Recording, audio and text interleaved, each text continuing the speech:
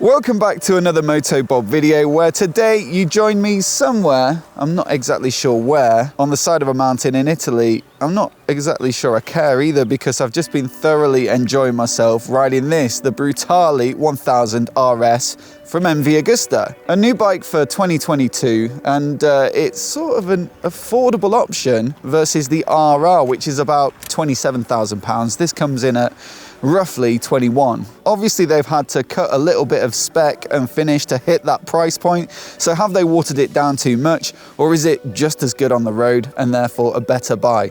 Stay tuned to find out.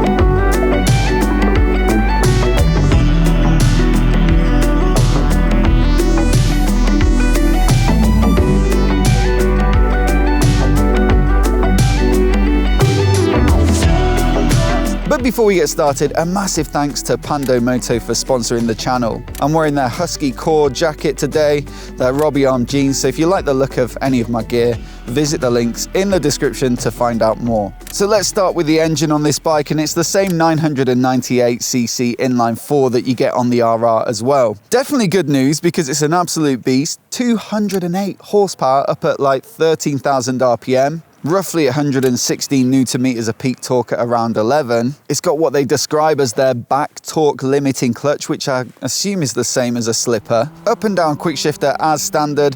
And on the road, of course, it's just absolutely wild. Clearly, there's enough power, enough torque. It's smooth, it's lively, and it sounds absolutely incredible.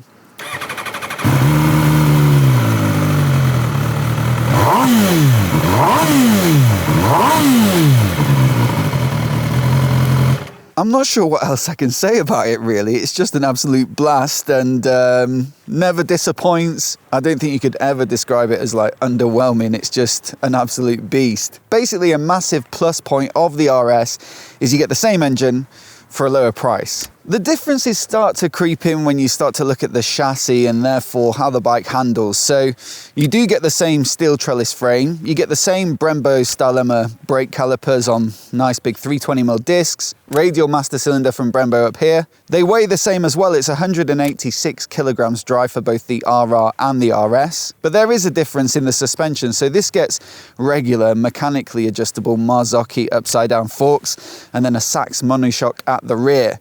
The RR, on the other hand, it gets a full Öhlins semi-active smart EC2 system. So of course that's adapting to the riding style and the road conditions to make sure that the damping is appropriate. So more comfortable in a straight line when you're cruising along, and then it will give you a bit of firmness when you do start to brake and turn and accelerate hard to give you more of that handling bias. Another difference that's going to allow them to hit that price point as well is that the RR gets forged aluminium wheels, so probably a little lighter than the cast aluminium wheels on this bike. Not that these are bad, I mean look at that single-sided swing arm at the rear there. But yeah, rotating mass obviously affects the handling of the bike quite significantly, so if you really are pushing it on track or a very advanced road rider, you might notice the difference there. Still, this bike is pretty quick to turn in and it's sharp and it feels lively and it's exactly what you'd expect from a Super Naked made by MV Agusta. I just think it might be the flexibility and sort of versatility of that semi-active suspension that might push some people towards the RR. Another key difference with this bike will be the comfort levels. So although the seat height is 845mm on both bikes, this gets a little more padding in the saddle and it is notably more spongy and soft. But I think the thing that really transforms it is the bar position. You'll see these risers here are much taller than the lower clip-on style feeling of the RR. Now I rode the RR last year and when I got on it, it did feel more like a sports bike position than what I'd be used to with a Naked. This is much more sat up and I think it makes it a lot more pleasant perhaps on the road. Personally, for me anyway, I find it a lot more comfortable and I think realistically you'd be able to do more time in the saddle on a bike like this? I think it depends a lot where you're coming from. I ride a lot of retros, adventure bikes, nakeds. If you're from a sports bike background though, you might prefer that RR position where you're a little bit more up and over it. But for a lot of riders, I think this is going to be the one that feels more sustainable over a long day of riding. Now, in terms of the tech that you get with these bikes, it's bang up to date and they're pretty similar, the two models. You get a TFT display. I absolutely love the way it's mounted on the tank rather than the bars, and even the mount for it, which is I think CNC'd and then anodized, looks beautiful in its own right. MV just do stuff like that perfectly. But yeah, anyway, the tech, 5.5 inch TFT display through which you can manage all the rider aids and riding modes, and it's got an IMU, so it's lean sensitive stuff, so traction control and ABS, but also wheelie control, rear wheel lift control, launch control. We've not had a chance to launch it today. I've launched one in the past though, and very fun it is. And then also you've got some phone connectivity features, so you can hook it up over Bluetooth to your phone to access the bike settings, and I think also turn-by-turn nav. And this bike comes with a GPS tracker built in, which is the same as the rest of the MV lineup. I wish we'd see that more from other manufacturers. I think all in all, the tech package is bang up to date, and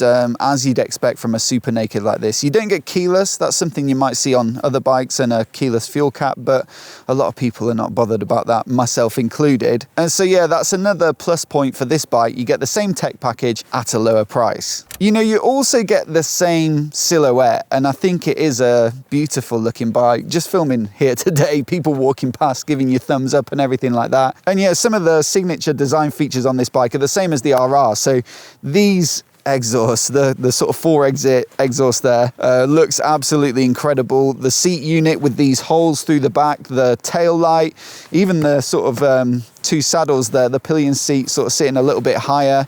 You've got the same shape of headlight, same shape of tank. It really does look spectacular.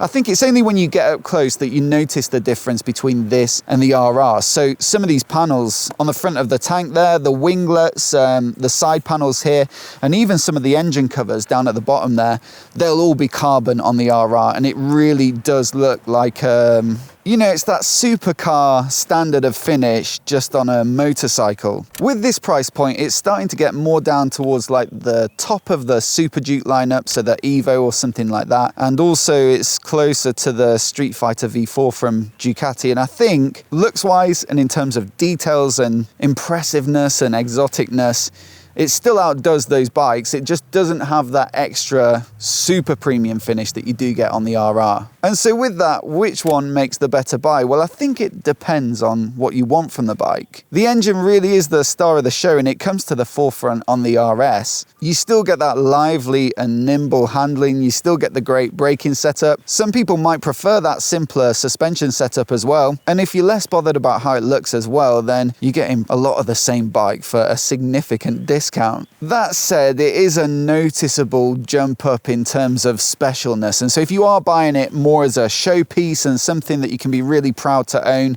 then the extra 5 or 6 grand or whatever it is probably worth it. I think the way that it looks with all that carbon bodywork and the sort of more rich and lustrous paint, and it really is about as good as it gets for a sort of hyper naked bike. As always though, I'd love to know which one you'd pick down in the comments below. I suppose it's the RR or this one plus the difference in your pocket.